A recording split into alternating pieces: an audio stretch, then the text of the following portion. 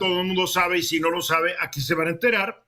La semana pasada, el periodista Carlos Loret, a través de su programa El Latinus, dio a conocer una filtración que un grupo llamado Guacamayas,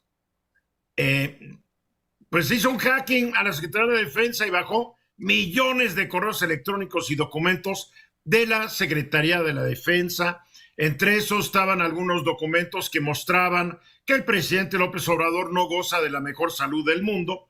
El lunes, el presidente, ¿esto cuándo fue? El miércoles, ¿no? Si no me equivoco, sí, Guillermo. Sí, señor. Bueno, al día siguiente, al presidente le preguntaron y dijo, sí, nos hackearon, sí es cierto que no gozo la mejor salud del mundo. Creo que el presidente reaccionó muy bien ante lo que podría haber sido un escándalo. El escándalo es que hayan podido hackear a la Secretaría de la Defensa y el pretexto es tan absurdo. Están haciendo un cambio de sistema y por eso los hackearon. Ajá, no lo creo. Pero alguien me preguntaba, bueno, ¿qué tanto se pone en riesgo la seguridad nacional con este hackeo? Y yo la verdad dije, la verdad, yo no creo que mucho.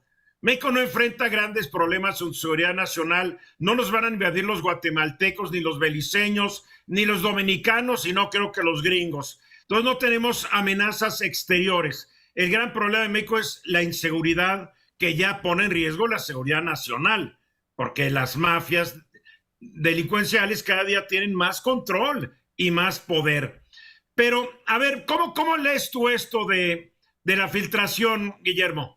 Bueno, primero lo que dices, lo gravísimo que un grupo de hackers pueda acceder a información señalada como confidencial del gobierno mexicano. Coincido contigo, no hay riesgo a la seguridad nacional como tal, pero sí hay demasiada evidencia de ciertas actitudes y comportamientos de la milicia que no son precisamente los más correctos y que en todo caso obligarían, y lo digo así, al presidente a tomar acciones que evidentemente no las va a tomar porque sería ir en contra de su aliado principal. A ver, además, sí. ¿Cómo qué cosas? Ayer El País publicó que hay muchas denuncias de acecho, de hostigamiento y hasta de violación sexual de mujeres que pertenecen al ejército y que en la mayoría de los casos no pasa nada. Eso lo publicó ayer El País con base en la información filtrada. Después se filtró, pues que no la llevan tan bien a veces el secretario de la Defensa y el de Marina. ¿Pero qué hay de nuevo? Pues nunca la han llevado bien. De hecho, y déjame buscarlo para darte el dato correcto, porque en lo que estamos platicando se está llevando a cabo una rueda de prensa, un evento, donde varios colectivos están anunciando que van a interponer denuncias en contra del ejército, precisamente derivada de esa información. Estamos hablando de periodistas, defensores de derechos humanos, organizaciones civiles que anunciaron, esto lo acaba de tuitear Animal Político, denuncias penales por espionaje y por comportamientos de miembros del ejército. Entonces, ver, ¿qué estamos viendo? ¿Las denuncias van a ser contra quién? ¿Contra quienes hackearon? O sea, derivado de lo que se da a conocer, okay. me entero que hubo comportamientos ilegales de miembros del ejército. Bien. Y en todo caso es contra la Sedena. Eso es lo que preocupa. Los hackeadores deben ser invitados al próximo grito el año entrante, porque si el presidente honra al señor Julian Assange, que es uno de los grandes hackeadores del mundo, pues tiene que invitar a los del grupo Guacamaya el año que entra, ¿o no? Pues resultaron ser demasiado eficientes y muy oportunos además. Y la otra cosa que hay que decir es que yo también creo que esta la va a terminar ganando una vez más el ejército. Y más allá de su buena aceptación entre la gente, yo lo que estoy viendo ya como un riesgo es que hay una tentación en los altos mandos de aquí no nos pasa nada. Hay una tentación de cada vez tenemos más poder, más dinero y nadie nos puede hacer nada. Y me refiero también a lo que acaba de pasar con el informe de Ayotzinapa. Y no olvidemos, son seres humanos y esas tentaciones los pueden llevar a otro tipo de ambiciones que con todo el poder que ya se les dio, yo no me imagino al próximo presidente o presidenta de este país quitándole todas esas... ¿Cómo qué ambiciones? A mí no me hables en políticas. En cirílico. Háblame en español mexicano. ¿Qué ambiciones? Suponiendo que ya tienen demasiados contratos y controlan demasiadas cosas económicas, las ambiciones pueden tener que ver con el poder, con ejercer el poder, con mandar. Bueno, que algún general se lance por la presidencia. ¿Cuál es el problema? Tuvimos presidente militar hasta el 46. que si así fuera, si fuera o sea, pide licencia y lo hace, adelante, habrá que ver si votamos por él o no, eso ya sería otro tema. Que como grupo, como institución, empiecen a ejercer mayor control político oficial. Ese creo yo sería el riesgo. Habrá que ver. Alejandro. A ver, sí, lo que dice Guillermo es muy, muy relevante. Seguramente va a haber esas funciones al interior del ejército, pero también esta tentación permea hacia los cuerpos legislativos, ¿no? Ya vimos también la semana pasada, jueves o viernes, que el senador Monreal pues ya levantó la mano y dijo, bueno, esto se tiene que legislar y tiene que haber una ley de ciberseguridad y bueno, esto nos remonta a la ley. Qué bueno que se le ocurrió apenas a Monreal, porque en otros países ya tienen esa ley desde hace mucho tiempo. O sea, Monreal ya no sabe qué decir con tal de que se fijen en él. Pobrecito. De acuerdo. Entonces, él sale a decir, bueno, vamos a legislar, ya está lista la ley de ciberseguridad, pero no se le ocurrió el viernes, se le ocurrió en el 21 y tiene que ver con la regulación de las redes sociales y eso, pues realmente la finalidad que tiene una ley de esa naturaleza es la censura, ¿no? Y darle poder al IFT. Entonces, sí es algo muy, muy riesgoso lo que ocurrió. Habrá que ver. Habrá que ver. Acuérdate que ya hackearon una vez al Banco de México, es para que ellos hubieran lanzado su ley de ciberseguridad, ¿no? Luzma. Pues sí. Oye, yo sí creo que la información que se dio a conocer sí señala muchas deficiencias de la Sedena.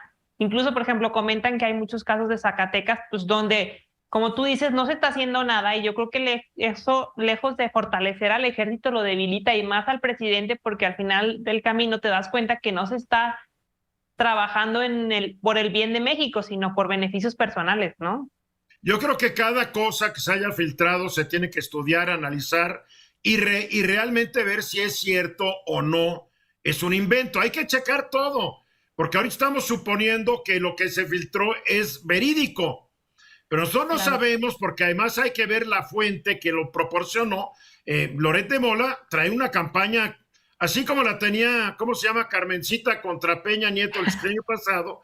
Ahora Carlos trae una campaña contra el actual presidente. Entonces, todo tiene que estar analizado y verificado, porque cuidado con caer también en el trampa que se podría estar buscando. José Luis. A ver, acaba, Luzma.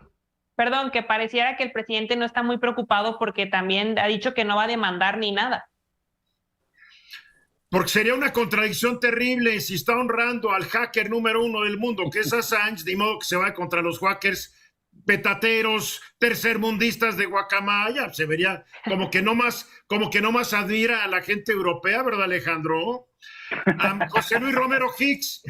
Coincido en que el manejo de administración de daños publicitario de Presidencia de la República en voz del señor presidente fue muy eficaz. Sin embargo, creo que lo que dice el señor presidente de que quien nada debe, nada teme, solo es una parte del riesgo. Yo sí creo que hay un riesgo de seguridad nacional al analizar los 31 millones de documentos que se le filtraron ya no solo a Carlos Loret, sino al país, y quién sabe a qué otras agencias noticiosas. Van a empezar a salir análisis de cómo opera la Secretaría de la Defensa, de cómo se comunica la Secretaría de la Defensa, y eso pone en riesgo la seguridad nacional porque se conoce más cómo opera el defensor de la soberanía nacional. Y por pero realmente no hay, pero a ver, José Luis, no hay una amenaza externa contra la soberanía nacional. Y no, para pero eso cuando conoces el modus operandi del responsable de la defensa nacional, pones en riesgo la eficacia en caso de que haya algún conflicto. Y por otra parte, a medida de que se hagan públicos más informes sobre inteligencia militar, de a quiénes seguían, qué contenidos había de los reportes, ya de personajes en particular, creo que sí, esto puede escalar para notar y hacer notar las debilidades y lo malo de este hackeo, y quién sabe si festejar solo que quien nada debe, nada teme. A ver, yo creo que el presidente habla por él cuando nada debe, nada teme. No creo que esté hablando por los demás, número uno. No creo que haya un riesgo a la seguridad nacional. Creo que hay un riesgo a la seguridad interior del país. Porque la seguridad, ¿qué tú crees que Estados Unidos no tiene supermedido cómo funciona el ejército y la marina mexicanos, mi querido José Luis? ¿Tú crees que no interceptan todos los comunicados? Tienen una red de espionaje cibernético impresionante. O sea, a mí no me da miedo la seguridad nacional. Me da miedo que está más, como lo dije al principio, me da miedo la seguridad interna del país, que en gran medida está en manos de las Fuerzas Armadas. En fin, Guillermo, para concluir. No voy a coincidir un poquito con esto de que el presidente manejó bien el tema, porque en todo caso cambió la narrativa por el tema de sus enfermedades y sí lo logra 1 o 2 días, porque además es un tema que nos gusta platicar y más allá de que tenga achaques o no, esto no va a parar aquí, va a seguir. Mañana habrá otra noticia escandalosa y desafortunadamente esta pasará al segundo plano.